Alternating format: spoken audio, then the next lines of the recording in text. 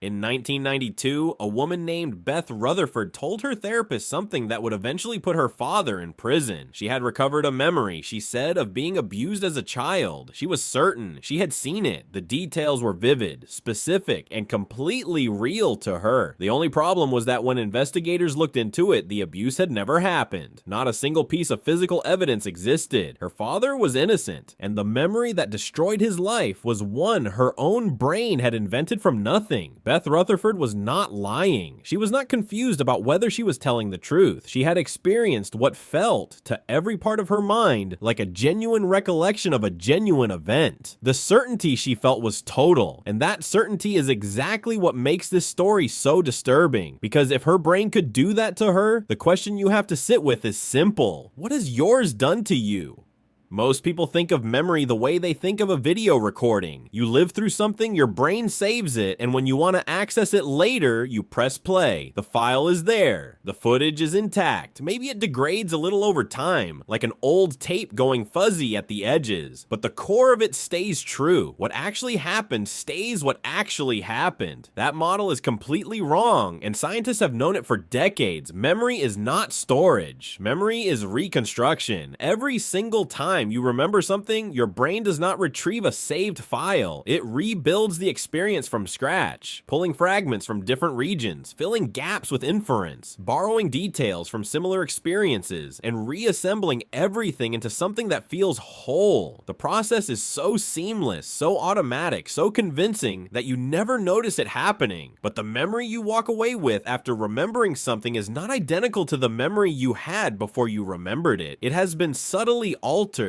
Every access changes the file. This is the thing Elizabeth Loftus spent her life proving, and it cost her more than she expected. Loftus is a cognitive psychologist who began her career in the early 1970s studying eyewitness testimony. In 1974, she showed participants footage of a car accident and then asked them questions about what they had seen. One group was asked how fast the cars were going when they hit each other. Another group was asked how fast the cars were going when they smashed into each other. One word. That was the only difference. The group that heard smashed estimated the cars were going significantly faster. They were also more likely to report in a follow-up session 1 week later that they had seen broken glass in the footage. There was no broken glass. A single word had reached back into their memory and changed what they had seen. But Loftus was only getting started. In the 1990s, she developed what became known as the lost in the mall technique. She recruited participants and, with the help of their family members, constructed a brief written description of 4 childhood events. 3 of them had actually happened. 1 of them had not. The fabricated event was always the same: getting lost in a shopping mall as a young child, becoming frightened and confused, and eventually being helped by an elderly stranger before being reunited with their family. Participants were asked to recall these 4 events over a series of sessions. Roughly 25% of participants eventually remembered the mall event. Not vaguely, in detail. They described the feelings of panic, the stranger's face, the relief of being found. Some of them added details that weren't even in the original description Loftus had given them. When she revealed at the end of the study that the mall memory had been fabricated, many of them refused to believe her. They were certain it had happened. They could see it. This is the part that changes how you have to think about your own past. The false memories Loftus implanted were not the result of trauma or hypnosis or any unusual psychological pressure. They were produced by nothing more than suggestion and repetition, a brief written description, a few guided recall sessions, and a brain that was doing exactly what brains are built to do: find the pattern, fill in the gaps, and create a coherent story out of whatever pieces are available. Your brain is not trying to deceive you when it does this. It is trying to help you.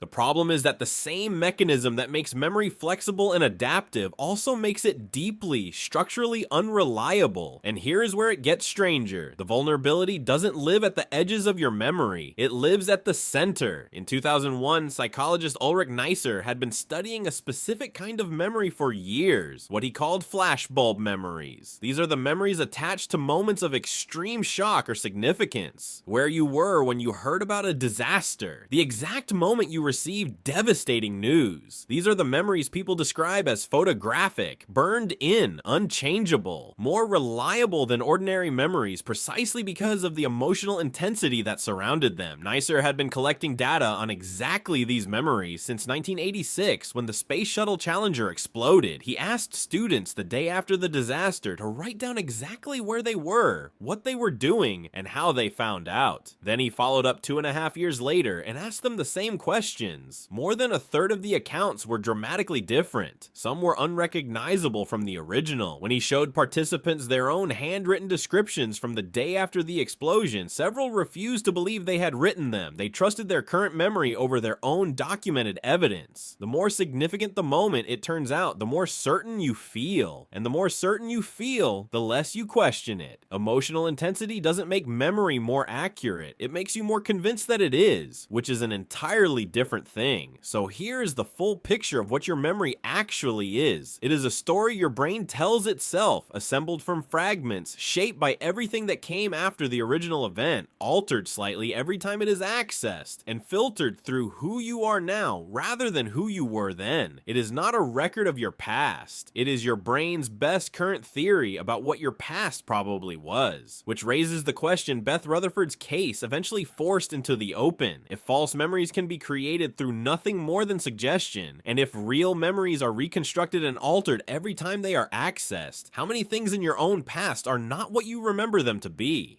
Researchers have found that people misremember the order of events in their own relationships. They misremember conversations with accuracy rates barely above chance. They misremember their own previous opinions, consistently recalling their past views as closer to their current ones than they actually were. In one study, people were asked about their attitudes on a social issue, then had those attitudes shifted through new information, and then asked to recall what their original position had been. Almost all of them remembered their original position as essentially identical to the new one. The brain had quietly rewritten the past to match the present, and no one had noticed. This is not a flaw in certain people. It is not a symptom of something going wrong. It is how every human brain on the planet operates, including yours, including now.